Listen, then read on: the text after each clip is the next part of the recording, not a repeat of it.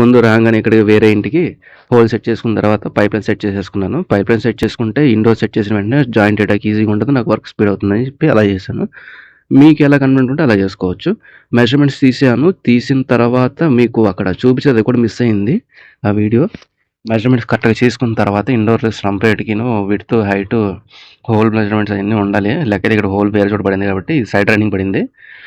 Side running అంటే మీకు AC installation చేసే వాళ్ళకి అర్థమవుతుంది, కొత్తగా చేసే వాళ్ళకి అర్థం కాకపోవచ్చు. మీకు వేరే వీడియో చేయడానికి ట్రై చేస్తాను. ఇది కొంచెం వీడియో ఎప్పుడుదో కానీ టైం దొరికిందని చెప్పి అప్లోడ్ చేస్తున్నాను. కొన్ని వీడియోలు మిస్ అయిపోయినాయి, ఏమనుకోవద్దు. స్టంప్ రేట్ కొట్టేసాం కదా, ఇండోర్ ఎక్కించిన తర్వాత పైప్ లైన్ జాయింట్స్ చేసేసుకుంటే మనం బ్యాక్కి వెళ్ళి ఆ పైప్ లైన్ని అవుటర్ కూడా కనెక్ట్ చేసి గ్యాస్ వదిలేసి లీక్ చూసుకున్న తర్వాత ఆన్ చేసుకోవచ్చు. చెప్పినంత ఈజీ కాదు, నేను ఒక నిమిషంలో చెప్పేశాను కదా.